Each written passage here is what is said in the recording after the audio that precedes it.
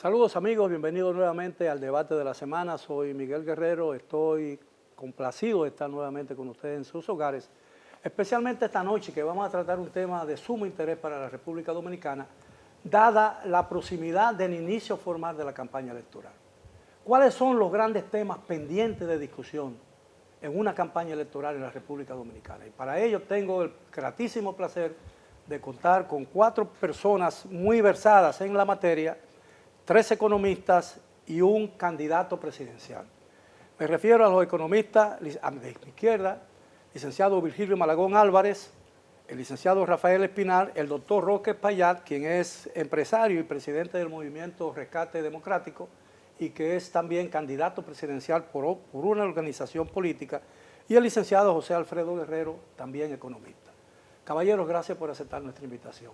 Bueno, yo creo que es importante saber cuáles son esos grandes temas nacionales, porque la trivialidad del discurso político y el debate político dominicano es verdaderamente pasmoso.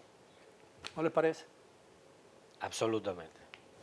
Pero yo diría, don Miguel, y me excusa que estoy rodeado de economistas que son las voces autorizadas en el tema, pero yo entiendo que nosotros tenemos que pensar este país a 10, 15, 20 años. Tenemos que cambiar la cultura de la improvisación, tenemos que respetar la planificación como un elemento fundamental del desarrollo de una nación. Y tenemos que determinar qué modelo de desarrollo como nación vamos a impulsar. Y eso pasa por tomar decisiones muy importantes. Nosotros no nos vamos a desarrollar cuando tenemos una energía sumamente cara que aleja la inversión extranjera. ¿Cuál es el ordenamiento jurídico? ¿Cuál es la seguridad jurídica en el país? O sea, hay múltiples desafíos que tenemos que afrontar, pero que no va a ocurrir desde la perspectiva de gobierno de 4 años. Hacemos lo que haya que hacer, gobernamos sin tener una visión de país. Yo que viví en Asia estoy convencido de que tenemos que pensar el país a 20 años y que eso sean políticas de Estado que no estén determinadas por quién está sentado en el solio presidencial. ¿Y a quién queremos parecernos, no? De todas las naciones, si Haití o Bolivia o Nueva Zelanda. O a Singapur. O a Singapur. Así es. Bueno, mira, Miguel, yo te puedo ver en perspectiva algunos temas económicos, pero hay algunos temas al margen de la economía que creo que son de primer orden por el efecto que tienen esto en la confianza de los inversionistas, en el manejo de la economía. Yo pienso que, y eso ha estado en el debate, hay 3 temas económicos que están en la Estrategia Nacional de Desarrollo. Uno de ellos lo ha tocado el doctor, es el tema de la energía eléctrica. Este país no puede seguir este año que más de 90.000 millones de pesos en subsidios. Es decir, estamos hablando de casi 1.800 millones de dólares. Que anual. Es al año, este año. Eso es el presupuesto entero de instituciones como Obra Pública, INAPA, la casa, o sea, la inversión pública entera llega a 115.000 millones, 90.000 Sí, la inversión de capital es inferior. de capital. Entonces, ese es un problema que evidentemente han hecho pacto eléctrico, han venido gobiernos y el problema cada vez crece más, el subsidio y el problema energético en general. El tema fiscal, al igual que el tema eléctrico, está en la Estrategia Nacional de Desarrollo. Los gobiernos, por razones políticas o la que fuera, lo posponen, siguen cubriendo el déficit con la deuda cada vez está gravitando más sobre las finanzas públicas y es un tema que debería estar en la mesa de discusión. Bueno, el cascabel existe, lo que falta es quién se lo ponga al gato. ¿Quién se lo ponga al gato? Pero es un tema de discusión porque al hablar de reforma fiscal, tú vas a tener que pisarle muchos callos, ¿no? Alguien tiene, y eso debería debatirse. En una campaña nadie quiere tocarlo porque no quiere tocar esas sensibilidades. Y el otro tema que también está en la Estrategia Nacional de Desarrollo y sin el cual este país no podrá ser ni Singapur, Educación. ni educación. Aquí hay que repensar la educación, porque la educación no es que darle más dinero al Ministerio de Educación, ni es estar con la ADP en una discusión salarial, es hacer una revolución de la educación, es cambiarlo todo. Y eso Bueno, los es últimos una tarea. informes sobre el particular indican que la mayoría de los estudiantes en los más bajos niveles no aprenden a entender lo que leen. Y si no saben, y si no entienden lo que leen, no pueden entender absolutamente nada y no pueden progresar. Mire, yo para terminar con un cuarto tema que no es económico, pero yo sé que es un tema que todos estarán de acuerdo y lo comentarán, es el tema haitiano. El tema haitiano, un tema que este país no sobrevive si no tiene, no una solución, pero si no enfrenta esa situación con entereza y carácter. Sea el candidato que salga electo en las elecciones, sea el presidente actual, sea un candidato de la oposición, un emergente como el doctor, pero el tema haitiano es un tema que el país tiene que darle el frente, todos los sectores. Dígame usted, don Virgilio. Bueno, ante todo, gracias Miguel por permitir compartir con amigos, porque nos conocemos todos, ¿no? Inclusive a nivel de nuestras andanzas académicas, años atrás, en la UNFU. Fíjate, a mí más que la temática me preocupa la dinámica de las campañas políticas. Yo estoy observando una falta de un discurso que realmente aporte soluciones a los problemas de la vida nacional. La oposición, sin indicar ningún caso en específico, la oposición en conjunto, se ha dedicado, ¿verdad?, a dos cosas: a la crítica y a hacer análisis, en este caso económico también, sobre lo que está mal. Perfecto, están en sus derechos. Pero yo creo que la ciudadanía merece, además de conocer lo que está mal, debe conocer los mecanismos para mejorar eso que está mal.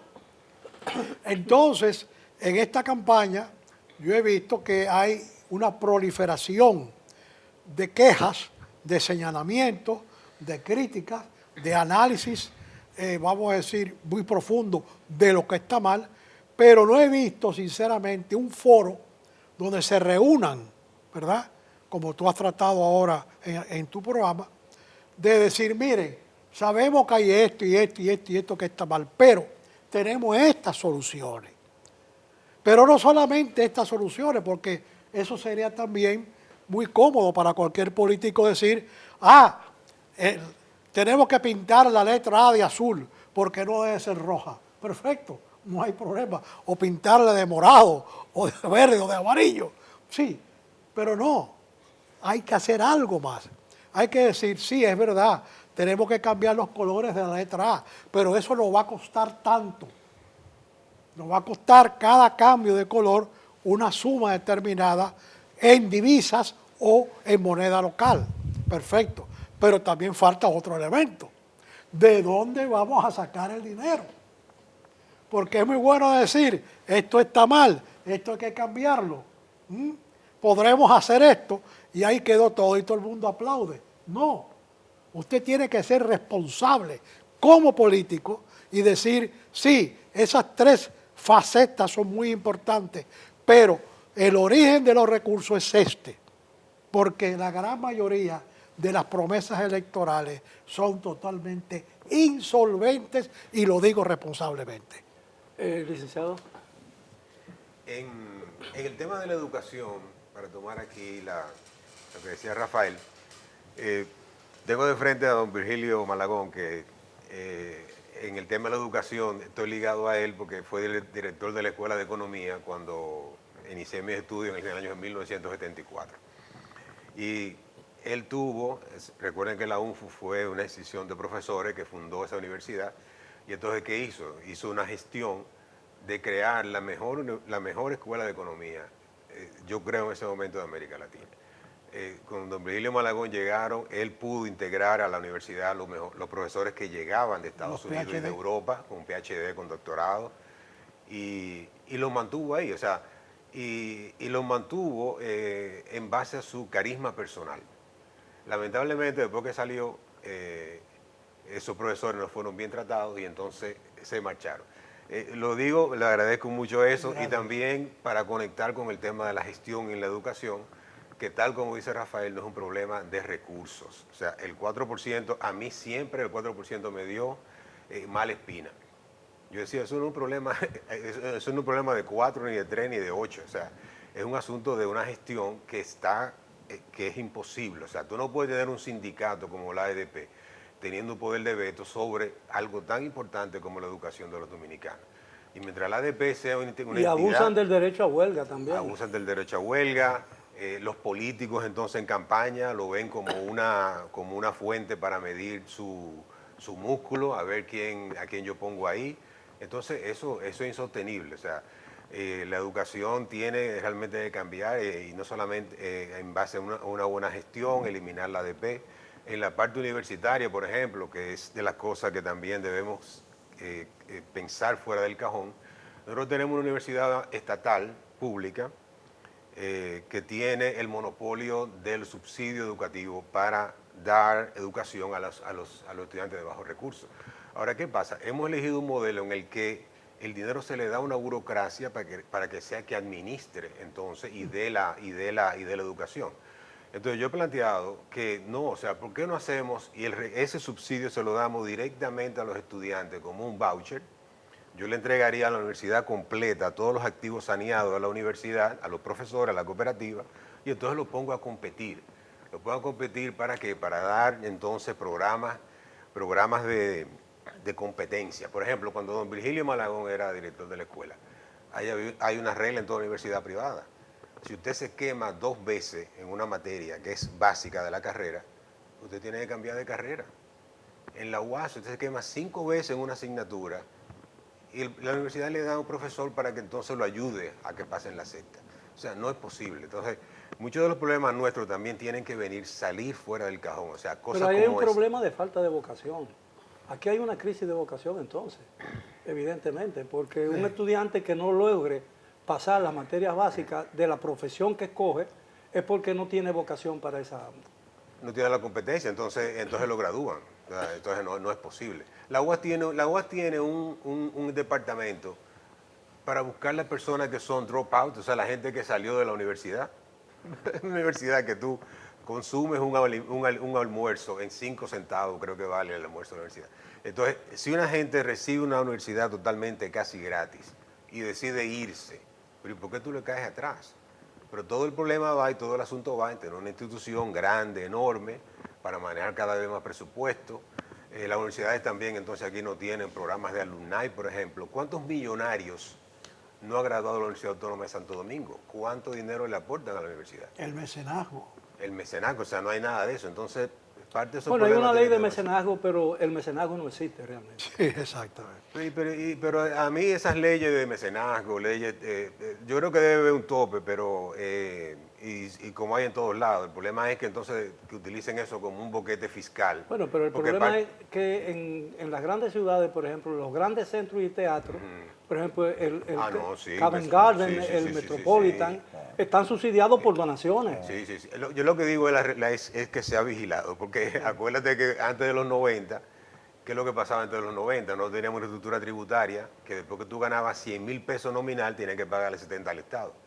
Entonces se crearon toda una serie de ONG y de cosas para entonces por ahí pagar los salarios de los funcionarios de los bancos, etcétera. O sea, eso ya cambió, eso no existe, eso está bien manejado ahora, pero siempre vigilado sí es bueno. Ahora, ¿existe la posibilidad de realmente que esta campaña genere un cambio de actitud en la clase política dominicana y que realmente estén convencidos de que es necesario tratar los temas fundamentales, aquellos que han sido olvidados para siempre? Mire, don Miguel, el problema es que el sistema político dominicano está roto.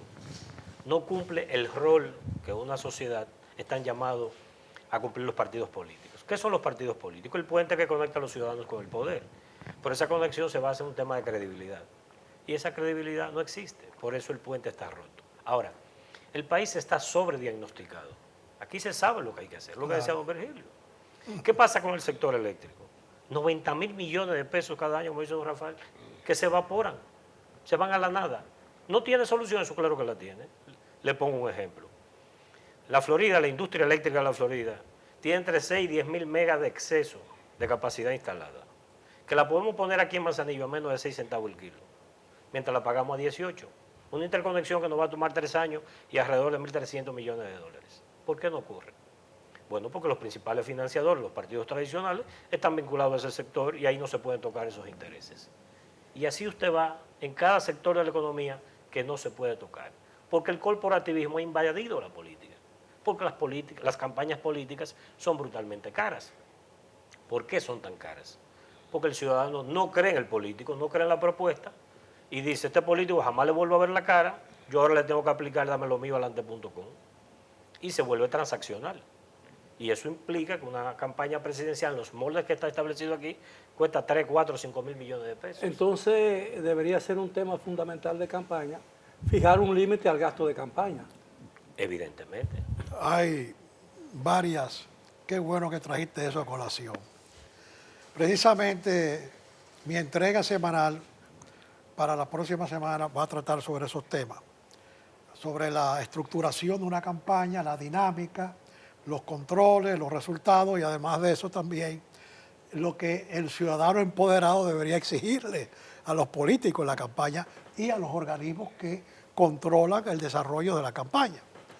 Fíjate una cosa, desde que se introduce en la República Dominicana lo que se llama el gatopardismo, que es cambiar todo para que todo siga igual, surge un nuevo discurso en las campañas políticas, que es un discurso que hoy día se le llama mediáticamente atractivo. En aquella época se llamaba un discurso que es un cofre de venta de esperanza, pero que a la larga resultaba de ese cofre una caja de Pandora, como lo estamos viendo hoy día, con todos los problemas que todavía no se han resuelto 50 años después de desarrollo político, entre comillas, dentro de un, vamos a decir, de un margen de libertad aceptable. Ahora bien, cuando las campañas políticas desde un principio se basan en la crítica, automáticamente pierden identidad. Y es como dice aquí el amigo, ya el ciudadano común que ha aprendido a pensar y a discernir, porque aquí hay un error, señores, ya el dominicano de hoy día no es el dominicano de la década del 60, es otro dominicano, es un dominicano informado, es un dominicano curioso, por decirlo así, y además un dominicano que se empeña en no solamente en descubrir, sino en propalar también la información que conoce.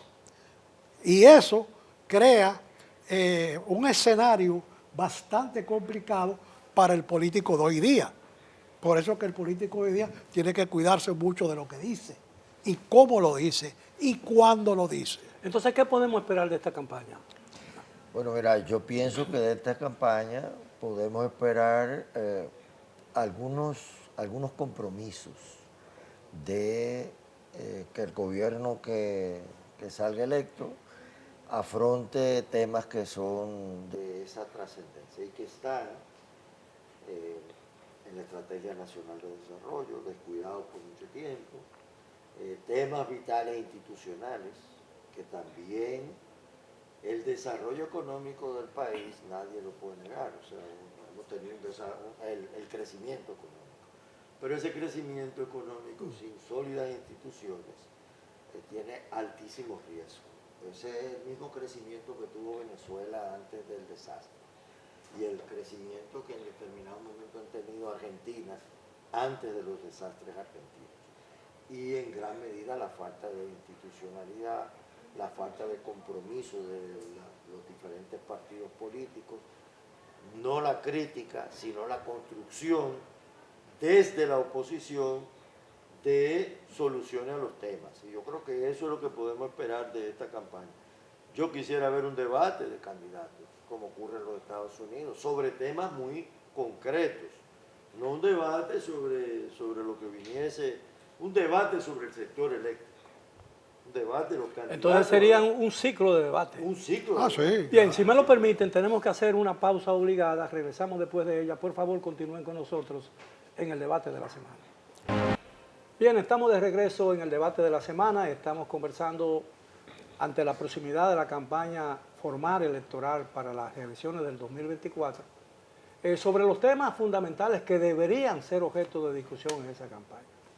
Hemos hablado del crecimiento de la economía, pero a mí me preocupa que mucho más que el crecimiento de la economía, lo que ha estado creciendo sistemáticamente a través de los años en la República Dominicana es el Estado, que cada día es más grande, cada día parece más torpe y cada día parece más corrupto.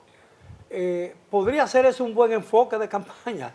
Dile, pregúntale a José Alfredo, porque José Alfredo es un antiestado. Entonces tú. ¿Un anti qué? Antiestado. Bueno, yo no soy un antiestado. Yo lo que creo es tú que... No, pero José Alfredo es un hombre liberal totalmente. Pero yo creo que debemos abrirle campo a la iniciativa privada. Claro, claro.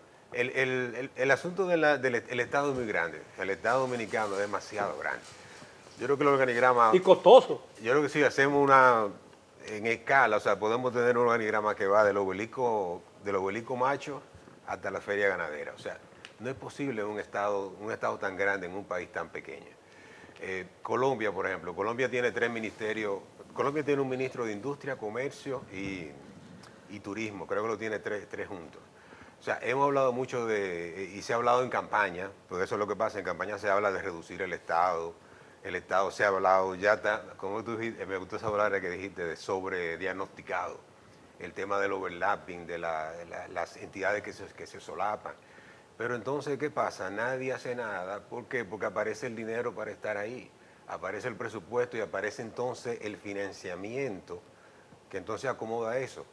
Los organismos internacionales, el ahorro internacional, entonces ve el país con buenos ojos, el país emite bonos soberanos y entonces el déficit que presenta lo ha podido estar financiando desde que se insertó en los mercados de capitales en el 2007, en el 2006-2007.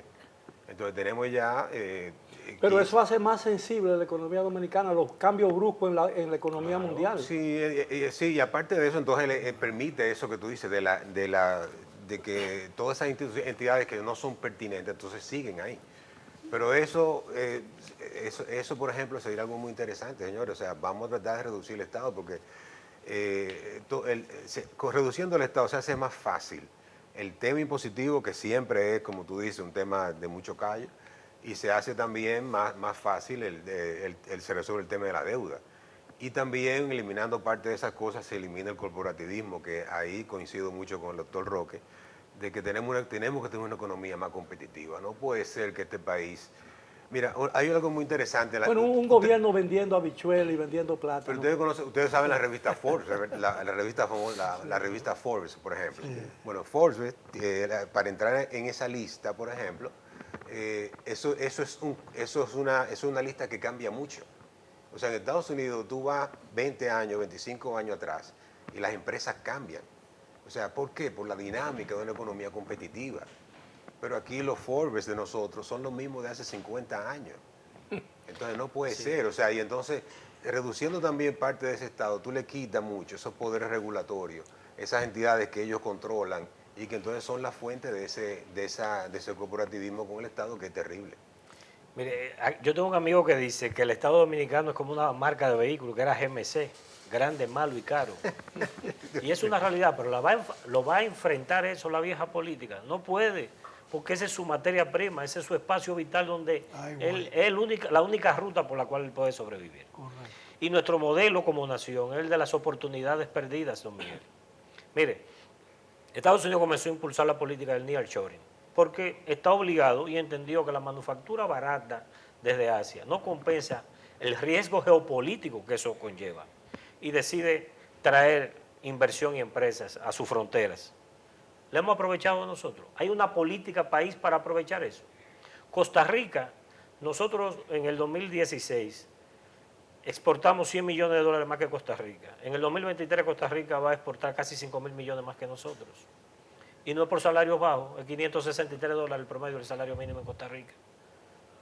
¿Por qué estamos perdiendo esas oportunidades si tenemos más de 200 millones de consumidores con capacidad de consumo en la costa este de Estados Unidos, que es literalmente nuestras narices?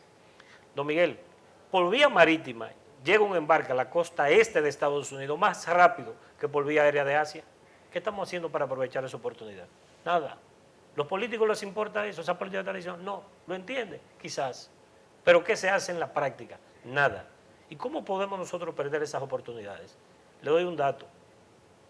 México ha aumentado el sector exportador como componente del PIB casi un 9%. Ha aumentado sus exportaciones más de $200.000 millones en los últimos años. Costa Rica lo ha aumentado. Eso es a través del NAFTA. Sí, y el nearshoring, que va generando El oportunidades, nearshoring, porque es una política de Estado de traer producción a las fronteras norteamericanas. Pero era México porque está al lado. Nosotros estamos más cerca de la costa este que México, ojo. Pero Costa Rica, el sector exportador ha aumentado casi un 5% como componente del PIB. ¿Usted sabe qué ha pasado aquí? Del 2012 para acá. Nos hemos reducido un 2.6% del sector exportador como componente del PIB. Vamos como el cangrejo ahora. ¿Quién está preocupado por eso? ¿Leonel Fernández le importa eso? No. Le importa regresar al poder porque él es un monarca, que el único espacio vital donde él respira felicidad es dirigiendo los destinos de la nación, que no dirige nada a final de cuentas. ¿Lo va a hacer Luis Abinader? Evidentemente que no. No tiene ni la determinación, ni el coraje, ni la comprensión de eso. Ahora, ¿es sostenible esa situación? Yo le digo con toda franqueza, no se sostiene el modelo sobre la base que está. Y no hablemos de cifras ni números, hablemos de personas. El alma nacional está preparada para seguir resistiendo una inflación en el supermercado, un aumento brutal de la tarifa eléctrica, seguridad en las calles. ¿Lo resiste el alma nacional? Ese estado de cosas. Aquí estamos haciendo todo bien para que esto termine mal. Eso es un panorama un poco... Sí, un panorama tétrico, pero yo creo y difiero del enfoque, porque usted está mirando al socio minoritario como el responsable, que son los políticos.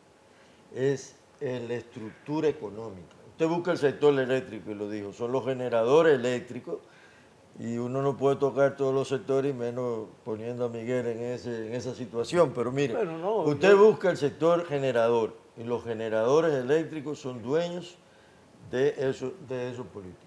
Sí, usted se busca el sector de las AFP y las AFP son dueñas, son monopolios. Usted busca el sector financiero y va a encontrar 2 o 3 bancos que controlan el sector financiero y las tasas de interés. Usted se va a buscar el sector azucarero y no pueden traer el azúcar sin pagar unos impuestos del 100% para 2 productores de azúcar refino. Usted se va a buscar el sector del ADP, de los maestros, y son dueñas de la educación. Y todos los sectores tienen dueños. Y el Estado está al servicio de garantizar. Entonces usted está ahora con la ley de los centros logísticos. No pasa en el Congreso la ley de los centros logísticos, que es para el nearshoring. Usted no puede tener una economía que acerque la frontera de los Estados Unidos sin tener centros logísticos donde puedan traer la mercancía. No quieren los centros logísticos porque podrían entrar mercancía al mercado que es monopolista. Entonces, el problema económico está detrás con mucha fuerza y son los temas, Miguel, que no vas a ver en la campaña. Pero mire, yo no, más de acuerdo no. Esos son los que, por eso yo preguntaba qué podemos esperar de esta campaña. Pero mire, por eso, perdón, doctor, por eso yo preguntaba qué podemos esperar entonces de esta campaña. ¿Va a ser lo mismo siempre? No, porque es que el alma nacional, el pueblo, el que gana 800 pesos diarios en promedio, no aguanta más, no resiste más. Cuando el caballo se cansa, tumba el jinete. Y nosotros todos deberíamos pensar qué hacer para que eso no ocurra. Porque mire qué ocurre, el 68% de los dominicanos dicen que estarían de acuerdo con un gobierno no democrático, que hay un proceso evidente de fatiga democrática, que va más allá de los partidos. Pero yo quiero brevemente decir, yo coincido absolutamente con su enfoque. Más de acuerdo no puedo estar. Ahora, eso ocurre con la AFP, que es un crimen contra este pueblo, pero ¿quién aprueba esa ley, la 8701? ¿Son los empresarios o son los políticos del Congreso? Entonces, es un maridaje perverso. Es un maridaje perverso que va en detrimento de los intereses colectivos. y a final de cuentas estamos haciendo todo lo necesario para que esto termine mal. Y no quisiera yo que eso ocurra. Yo creo que debemos ser parte de la solución, pero el modelo no se sostiene sobre las bases actuales. Sí, yo tengo, ¿qué te diría? No una visión diferente, pero complementaria a los argumentos que se han desarrollado ahora.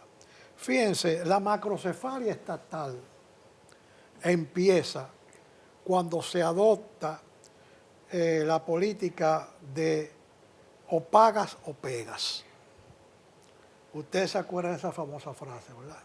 Atribuida a Pío Socarrás. Entre otras cosas. Entonces, obviamente, cuando ya tú entronizas ese paradigma de pagar para no pegar, tú estás aceptando la idea de la macrocefalia estatal. Pero en ese caso, ¿a quién se le paga o a quién se le paga Ahí o voy. a quién se le va a pegar? Ahí voy. Entonces, ¿qué pasa? Al tú no pegar, crea una política clientelar costosísima.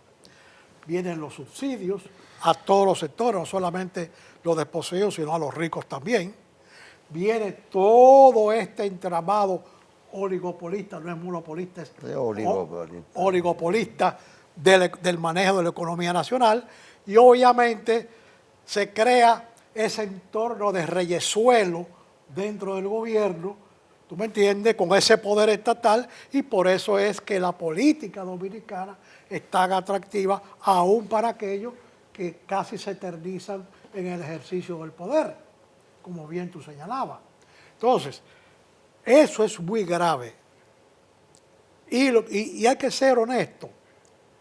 Yo no espero mucho cambio en el comportamiento ciudadano en estas elecciones, salvo que ocurra una debacle.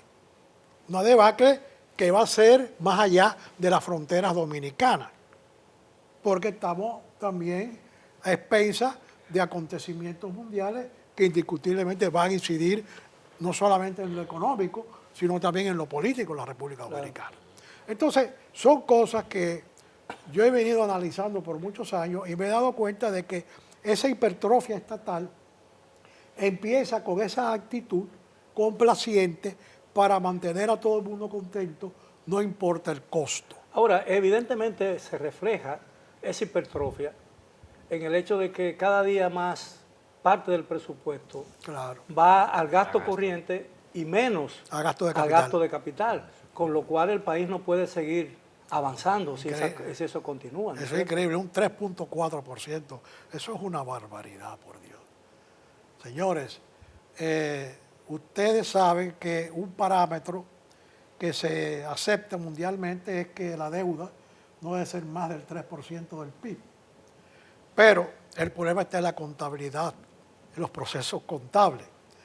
Usted puede tener activos en un país, todos los activos de un país, y si lo compara con las emisiones monetarias, es posible que logre un balance por la depreciación de esos activos. Entonces, en economía se supone que la depreciación de activos debe ir par y paso, ¿verdad?, con el monto significativo que puede representar esa deuda o esa emisión en el mediano plazo, no el largo plazo, en el mediano plazo, que es un plazo de ejecución razonable.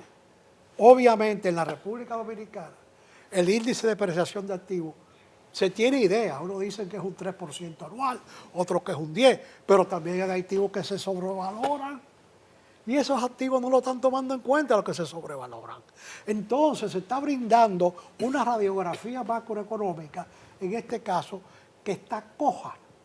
Coja precisamente porque parte del procedimiento de estimación no toma en cuenta la sobrevaluación de los activos Entonces no nacionales. tenemos conocimiento pleno de cuál es el tamaño de la economía. Exactamente, exactamente. De la economía dominicana. Sí. Sí, porque si no se sabe el valor de los activos, ¿cómo tú vas a saber el valor de la economía? Ahora, ¿qué porcentaje del Producto Interno Bruto representa la deuda externa del país? O la deuda externa. Perdón.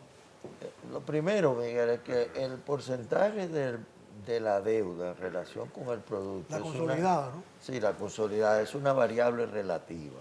Sí. Ahora anda alrededor del 55% del producto, pero lo importante es el porcentaje Del presupuesto. del presupuesto.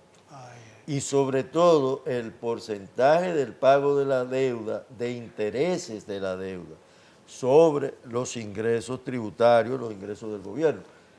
Este año se cierra alrededor de 24 pesos de cada 100 que el gobierno recibe, tiene que pagar intereses. Entonces, ese incluye el capital, la amortización de No, la capital. No, amortización. solo los Solamente los intereses, intereses. solo los Bueno, intereses. entonces, el problema de la deuda es más grande de lo que uno puede No, pero imaginarse. lo Pero que si me pa- lo permiten, tenemos que hacer una pausa. Aquí.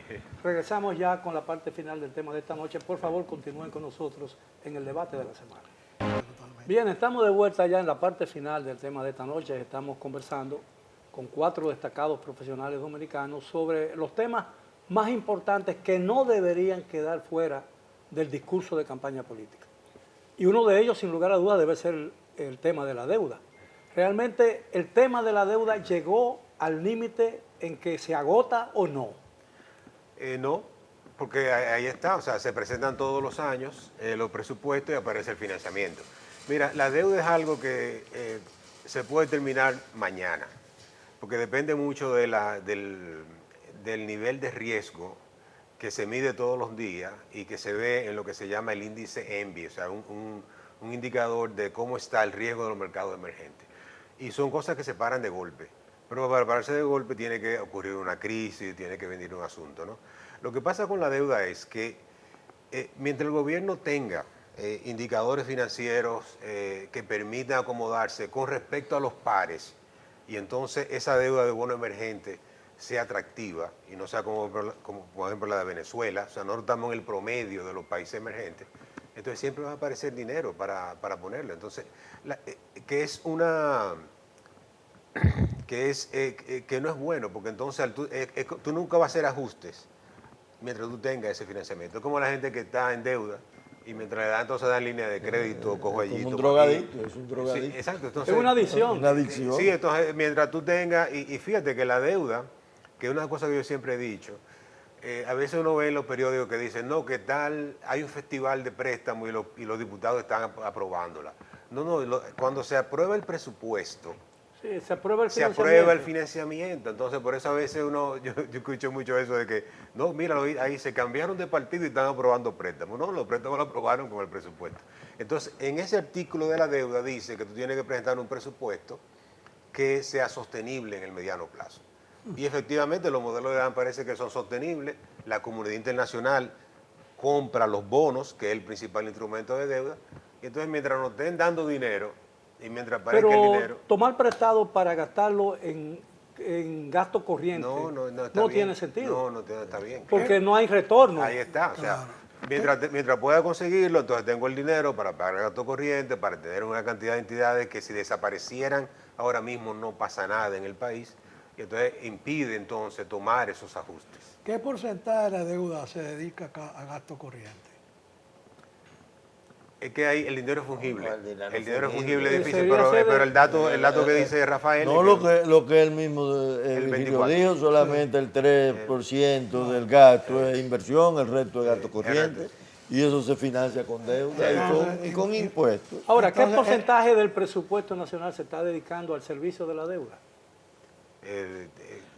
Al servicio de la que deuda se interesa. completo, Incluye intereses intereses y y capital, capital. el 46% aproximadamente. Sí. ¿Y eso es una media latinoamericana o no? No, ese es un privilegio. Un privilegio. Un privilegio nuestro. Ahora, fíjate lo siguiente, Miguel, y escúcheme que este tema de la deuda yo creo que es uno de los que no va a estar mucho en el debate, porque esto está asociado a la reforma, pero sí es importante entender lo que dice José Alfredo. Lo que José Alfredo ha dicho es que mientras nos estén prestando, vamos a seguir tomando prestado mientras no haya esa situación. Pero eso es una irresponsabilidad a No, largo pero plazo. si vemos el gobierno como una familia grande, uno tiene que saber que si uno se endeuda mucho en su casa, Claro. por encima de su capacidad de generar dinero, va a llegar un momento en que la deuda te va a cobrar. La diferencia con la familia, don Miguel, es que usted sabe que la va a pagar usted y sus hijos. Cuando se trata de lo público, es el que viene después de mí. Entonces no hay una visión de tomar el toro por los cuernos. Y ahí radica parte del problema. Ahora, lo van a hacer los políticos, ese cambio de matriz conceptual en qué vamos a hacer con el país. No lo van a hacer. Tenemos que involucrarnos a los ciudadanos. Yo estoy convencido que si no inundamos la política de ciudadanos, el país no sale a camino. Involucrarse en la política es un costo alto, pero el costo de no hacer nada es mucho más alto. Entonces, algo tenemos que hacer.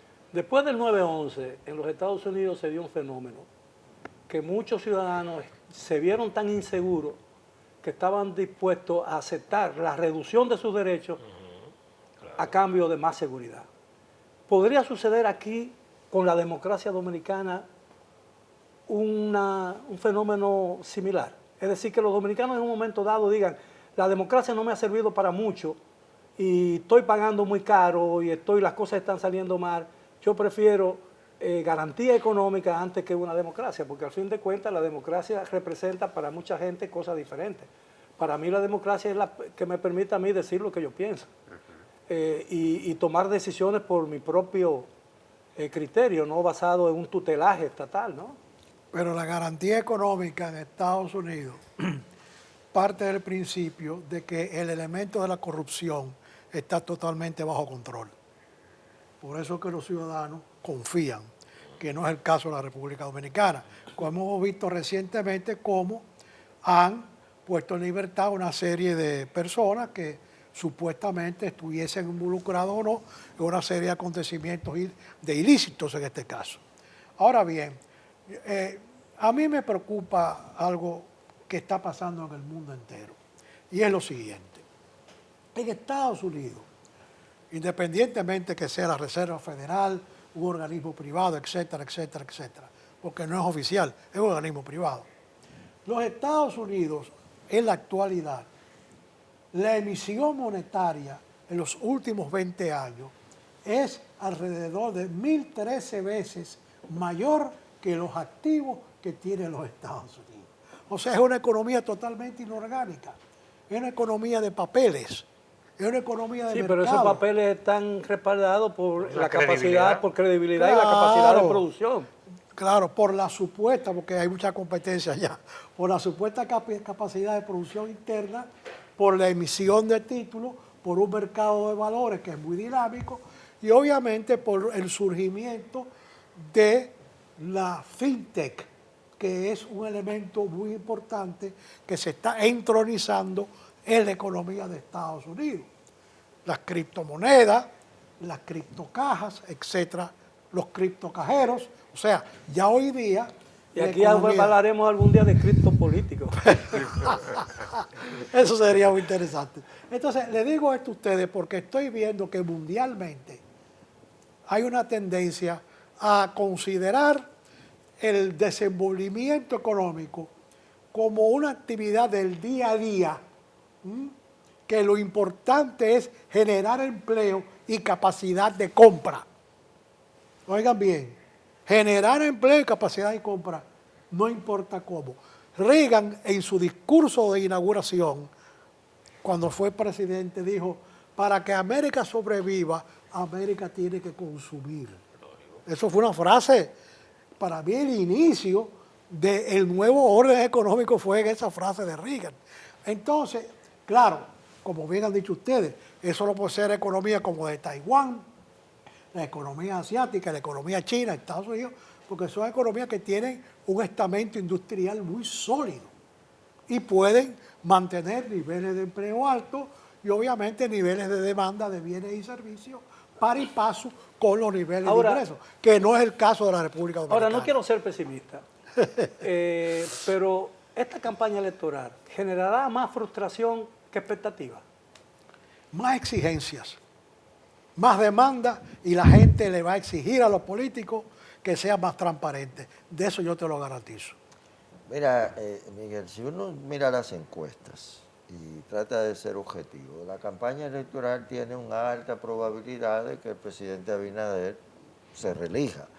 Yo lo que creo es que la campaña electoral debe ser un buen escenario para que, en caso de que se reelija el presidente Abinader, asuma con la oposición y con los sectores sociales que puedan estar bien representados, un compromiso de cambios más profundos que lo que se pudieron haber producido durante su primer mandato. Cambios más profundos en términos de la competencia, de los oligopolios, de que hayan empresas rentistas del Estado, que son multimillonarias, que tú tienes, por ejemplo, el precio de los combustibles y todo el mundo mira los impuestos, pero no mira que no hay competencia porque mi ganancia en la bomba está garantizada, el porcentaje de mi ganancia. Claro. Yo no tengo riesgo. Eso es increíble. El que trae el combustible sabe cuánto va a ganar al otro día, mientras que tú no sabes cuánto va a ganar en tu programa. Entonces los emprendedores se enfrentan a unos oligopolios y hay que discutir eso abiertamente. El sector social tiene que plantear. Y el costo financiero. No es posible, como dice José Alfredo, que la educación dependa de un monopolio sindical y de un monopolio de la UAS, de gente que se ha entronizado ahí para tener altos salarios, buenas pensiones. Son sanedrines. Sanedrines, entonces, y no estoy hablando de empresarios, estoy hablando de grupos sociales, económicos y políticos. O políticos que en el Congreso se mantienen, el Sanedrín del Congreso, ¿verdad? Aliado con sectores a los que le dan todo. Entonces, No, y los partidos políticos también son sanedrines, con sumo sacerdote. Claro, yo lo que creo que la campaña debe ir en torno a que el gobierno que surja se comprometa a determinados temas que ya han sido diagnosticados. Pero Y ha que llegado están la ahí. clase política a un nivel de conciencia tan elevado que permita que esas cosas ocurran. No, Porque no. en plena guerra civil, los irlandeses llegaron a un acuerdo en medio de una matanza entre católicos y protestantes y resolvieron su problema. Y en poco tiempo llegaron a tener uno de los niveles de prosperidad más grandes de toda Europa. Pero, don Miguel, siendo crudos, claros y directos, ¿cómo podemos pretender que vamos a tener un país diferente con los mismos de siempre? No se trata de personas, se trata de un modelo. El modelo que está instaurado ahí para tú ser presidente necesita una cantidad brutal de dinero que le aportamos esos sectores oligopolios. Entonces, ¿yo te aporto para que tú del poder actúes en contra de mis intereses? Evidentemente que no. El corporativismo se ha instalado, siempre influyó en la política, en el mundo entero. Pero aquí se ha instaurado e instalado en el corazón del poder político de la República Dominicana y las decisiones están influenciadas y determinadas por los grupos de intereses, no por el pueblo, ni por el interés colectivo de la sociedad. ¿Va a cambiar ese modelo en las elecciones próximas? Evidentemente que no. Ahora, ¿qué nos espera de esta campaña? Y no nos queda mucho tiempo. No, Nos quedan 3 minutos. Una guerra brutal. O sea, los partidos políticos son opositores, entonces esto es una pelea, esto es un ring de boxeo. Y yo lo que veo es que va a haber una encrispación, ¿qué se dice? Esa palabrita Crispación. Crispación. Sí, porque en definitiva el político lo que quiere es ganar. Y no sabemos actuar sin crispación. Y sí, entonces no, yo veo mucho, o sea, yo veo a la oposición, se va a enfrentar mucho al gobierno, problemas gerenciales que sean de un nivel 5, lo va a poner más grande a un nivel 20, o sea, lo que viene es serio, o sea, porque los políticos en definitiva, y hay que entenderlo a ellos quieren llegar, entonces yo creo que el tema de los... Pero llegar a toda costa. Bueno, pero no creo que va a ser un ambiente, por ejemplo, para crear algo que, como lo que menciona Rafael, de que nos juntemos para verlo, cualquiera que gane, que haga algo en el futuro. No, la aspiración de todo el que está aquí es, va a ser tratar de derrotar al gobierno, sacarle en cara todas las cosas que está haciendo mal, o sea, eso va a ser bastante fuerte la campaña para mí. Sí, Bien, nos queda 1 minuto y medio. Pero Quisiera saber- también esa crispación tiene un elemento que se llama el transfugismo. Si es verdad que va a haber un diálogo, ¿verdad?, de tete a tete con la oposición y el gobierno, también es un hecho que el gobierno aprovecha sus habilidades para captar todas esas personas y pasarlas a su parcela. Licenciado Espinal. No, yo creo que debe haber debates en la campaña y que Claro. debe haber debates sobre temas específicos en que estén los candidatos, no solamente los grandes candidatos, sino los candidatos que tienen que poner temas que posiblemente los grandes candidatos no quisieran tocar, pero que esos temas se pongan en un debate abierto a toda la ciudadanía. Doctor, Mira, don Miguel, los políticos no van a cambiar. Tenemos que cambiar los ciudadanos, cómo interactuamos con los políticos. Y gente como nosotros tenemos que ser actores y factores que inicien ese proceso. A más tardar en el 2028 aquí surge una nueva clase gobernante. El gran actor del proceso político no van a ser los políticos, van a ser los ciudadanos, que con un estado de insatisfacción, de molestia y de enojo, lo va a impulsar a tomar decisiones que podrán ser una gran oportunidad para el país o un salto al vacío. una Depende de la pérdida de interlocución tiempo. que tenga. Otra pérdida de tiempo entonces. Así es. Bien, caballeros, gracias por la amabilidad de aceptar nuestra invitación. Estoy sumamente agradecido por la oportunidad de discutir a este alto nivel una discusión que realmente ha sido festinada en la República Dominicana. Y a los amigos televidentes, gracias por su atención. Espero tenerlo de nuevo el próximo sábado para otro programa similar. Hasta entonces.